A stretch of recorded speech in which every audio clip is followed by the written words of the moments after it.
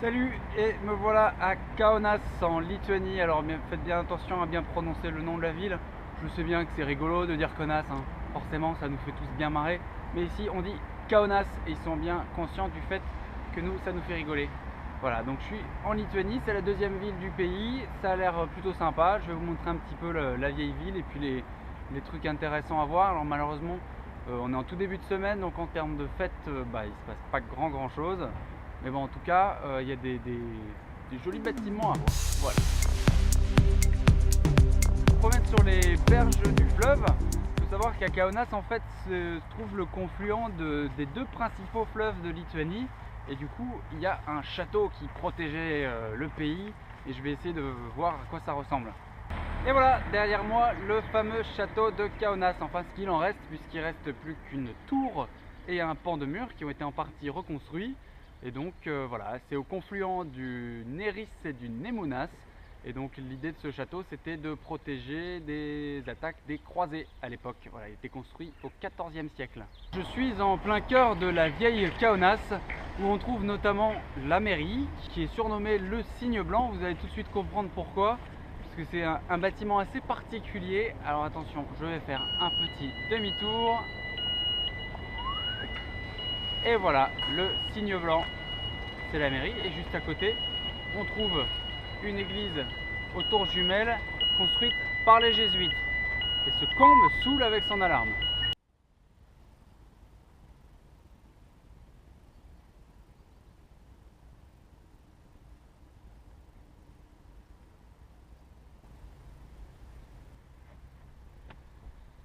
Je suis tellement serein là.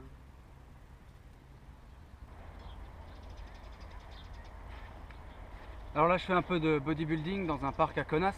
Ça tombe bien parce que j'ai toujours accordé beaucoup d'importance au fait de rester hyper sexy.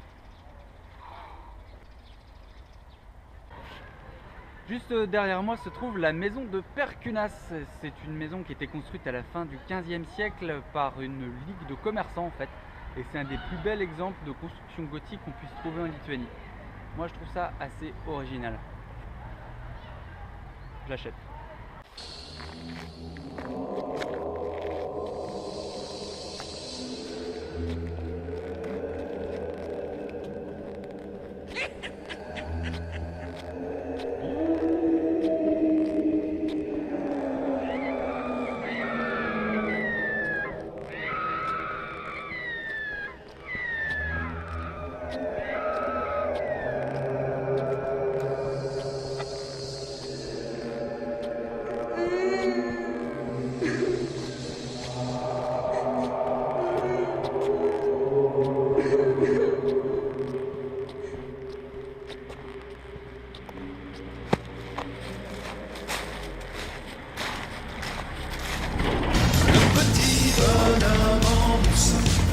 Qui s'élance et rate le plongeoir.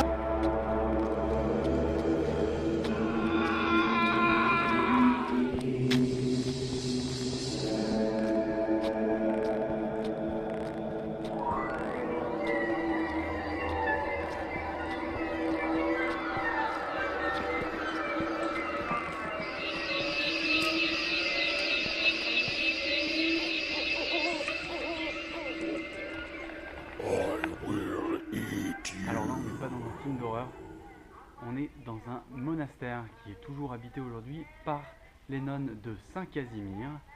Et ce monastère a l'air vraiment superbe. Donc on va aller faire un petit tour, j'essaie de vous montrer ce que je peux et faire une petite visite.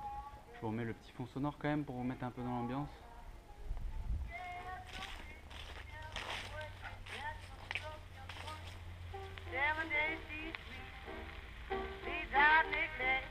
Moi ça me fait flipper. Voilà. Je suis paumé dans la campagne lituanienne, dans un monastère un peu glauque, mais qui a l'air assez stylé. Bon alors j'ai pas trop de chance, le lundi c'est le jour du silence, du coup les bonnes sœurs refusent l'accès du public au monastère. Qu'est-ce que vous voulez, hein, c'est la vie. Après moi je suis sympa, j'allais pas les embêter, j'allais pas faire du bruit, mais bon, voilà, ils n'ont pas voulu que j'aille voir. J'ai quand même pu faire une petite photo à l'intérieur, vous la trouverez sur la page juste en dessous de la vidéo dans l'album photo. Voilà, c'est assez stylé en tout cas. Si jamais vous vous arrêtez dans le coin, je pense que ça vaut le coup d'y passer, mais évitez juste le lundi. Alors là je me balade dans les rues de Kaunas et je pense franchement, si j'étais rappeur, je viendrais sûrement faire un clip ici. Ça pourrait être plutôt stylé. Your Majesty, word flash, photography, third class economy, blaze slash your artery, nerd cast, anatomy, blur past dramatically, earth hash, my words splash, packed agility, never predictability, maneuvers of mind fully designed. Voilà, j'ai passé 2 jours sur Kaunas plutôt agréable. Faut savoir que c'est pas une ville très animée. A priori à Vilnius il se passe quand même un petit peu plus de choses. Ensuite j'ai été en début de semaine, donc forcément ça joue un petit peu. Moi j'ai beaucoup aimé le monastère et le lac juste à côté, j'ai trouvé ça vraiment joli.